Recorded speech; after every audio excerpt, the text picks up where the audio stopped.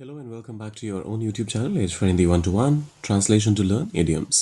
बहुत ट्रिकी चीज़ होती है ये और याद रखने के अलावा आपके पास कोई विकल्प है नहीं। याद कैसे रख सकते हैं? ये रेगुलर प्रैक्टिस के माध्यम से। स्टेटमेंट्स कैसे हैं? ट्रेन छूटने से ठीक पहले या ठीक समय पर। मतलब ये कि जो भी कोई चीज़ बुरी हो सकती थी उसके ठीक पहले उसको ठीक कर लिया गया या फिर सही चीज़ कर ली गई। इसके लिए जो इडियम इस्तेमाल होता है वो होता है in the nick of time. अब इसका इस्तेमाल कैसे करते हैं आइए वो सीखते हैं, लेकिन वो शुरू करने से पहले अगर आप चैनल पर नए हैं तो सब्सक्राइब, लाइक और शेयर ज़रूर कर दीजिएगा। ये आपके लिए तो फ्री है, लेकिन हर एक टाइम, हर एक बार जब आप लाइक पर करते हैं, क्लिक या फिर टैप या फिर सब्सक्राइब वाला बटन प्रेस करते हैं, तो मुझे लगता है कि नहीं, कुछ और बेहतर, कुछ और नया लेकर आपके लिए आया जाए। मुझे पता है वीडियोज़ में बहुत ज़्यादा चमक-धमक नहीं देखने को मिलेगी आपको, लेकिन जो काम की बात है, वो ज़रूर देखने को मिलेगी। करते हैं शुरुआत। ट्रेन छूटने से ठीक पहले हम प्लेटफ़ॉर्म पर पहुँचे। देखिए, जब भी इस तरह के स्टेटमेंट्स आते हैं ना कि ठीक पहले, तो in the nick of time का इस्तेमाल होता है, वो तो हमें समझ में आ गया, लेकिन कैसे? आइए वो देखते हैं। अब इसमें जो मेन सब्जेक्ट है, वो है कि हम पहुँचे। सो वी रीच्ड, कहाँ पहुँचे? प्लेटफ़ॉर्म पर। अब यहाँ पर बहुत सारे लोग क्या करेंगे?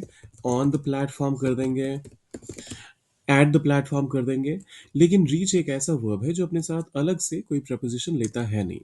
तो आपको यहाँ पर ऑन, एट कुछ भी करने की जरूरत नहीं है, सीधा ही कह दीजिए वी रीच्ड द प्लेटफॉर्म।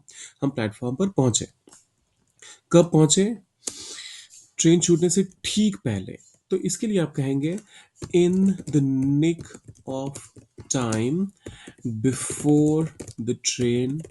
अब देखिए, छूटने के लिए आप लेफ्ट का इस्तेमाल कर सकते हैं या फिर ज़्यादा फॉर्मल होकर आप डिपार्टेड का भी इस्तेमाल कर सकते हैं। डिपार्टेड ज़्यादा फॉर्मल है, लीव को भी ट्रेन छूटने के लिए इस्तेमाल किया जाता है। We reach the platform in the nick of time before the train departed. We reach the platform in the nick of time before the train departed. अगला स्टेटमेंट देखते हैं। फायर ब्रिगेड ने ठीक समय पर पहुंचकर आग रोक लिया या फिर आग पर काबू पा लिया। सो द फायर ब्रिगेड ठीक समय पर पहुंचकर reached in the nick of time and controlled the fire.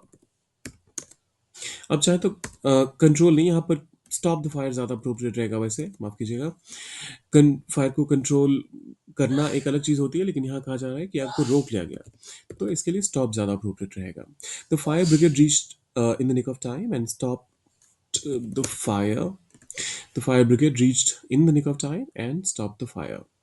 परीक्षा होने शुरू होने से ठीक पहले उसने अपना पेपर जमा कर दिया। अब देखिए, उसने अपना पेपर जमा कर दिया। He submitted his paper in the nick of time before the परीक्षा शुरू होने के ठीक पहले, before the exam started. Simple past tense का सेंटेंस है। ही सबमिटेड, उसने जमा कर दिया अपना paper, his paper, in the nick of time, ठीक पहले। किस चीज़ से ठीक पहले? परीक्षा होने शुरू होने से ठीक पहले। द एग्ज़ाम, परीक्षा, और शुरू होने के लिए आप स्टार्ट का इस्तेमाल करते हैं, तो बिफोर द एग्ज़ाम स्टार्टेड। मरीज ने डॉक्टर ने मरीज की जान बचाने के लिए एन मौके पर इलाज शुरू किया। तो इसके लिए आप कहेंगे द डॉक्टर स्टार्टेड द। अब देखिए, डॉक्टर ही हो गया ये, तो पता नहीं क्यों। So the doctor started, doctor ने शुरू किया। क्या शुरू किया? इलाज के लिए आप कहेंगे ट्रीटमेंट। एन मौके पर, in the nick of time, और किस चीज के लिए? To save the patient's life. और पेशेंट के बाद अपॉस्ट्रोफी आएगा यहाँ पर, ये ध्यान रखिएगा। The doctor started the treatment in the nick of time to save the patient's life. बारिश शुरू होने के ठीक पहले हम घर लौट आए। हम घर लौट आए। We returned home. कब लौट कर आए? In the nick of time, ठीक पहले। और कब ये किस चीज के पहले? तो बारिश शुरू होने के पहले, before it started raining. We returned home in the nick of time before it started raining. We returned home in the nick of time before it started raining. उन्होंने समय सीमा से कुछ ही मिनट पहले प्रोजेक्ट सबमिट किया. So they submitted their project in the nick of time, और समय सीमा से कुछ ही मिनट पहले, before the deadline. They submitted the project in the nick of time before the deadline. गाड़ी का पेट्रोल खत्म होने के ठीक पहले हम पेट्रोल पंप पर पहुंच गए. We reached the फिर से ध्यान रखिएगा, we reached on the platform, sorry, petrol pump, या फिर we reached at the petrol pump. ये सब करने की जरूरत नहीं है. reach के बाद आप सीधा ही जो ऑब्जेक्ट होता है वो इस्तेमाल कर सकते हैं. We reached the petrol pump in the nick of time before, किस चीज से? गाड़ी का पेट्रोल खत्म होने के पहले.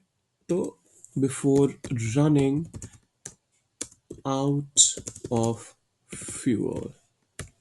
We reached the petrol pump in the nick of time before running out of fuel. Run out का मतलब होता है कोई भी चीज खत्म हो जाना, तो हमने रन आउट का यहाँ पर इस्तेमाल किया.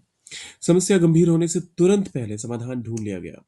अब देखिए, इसे आपने ट्रांसलेट करना है और डालना है कमेंट बॉक्स में. और कैसे? समस्या गंभीर होने से तुरंत पहले समाधान ढूंढ लिया गया. ये पैसिव फॉर्म में जाएगा, इस चीज का ध्यान रखिएगा. समाधान के लिए आप कहेंगे द सॉल्यूशन. यहाँ पर ढूंढने के लिए आप फाइंड का इस्तेमाल करेंगे, ये ध्यान रखिएगा. मैं फिर से बोल रहा हूँ, इसे पैसिव में बनाना पड़ेगा.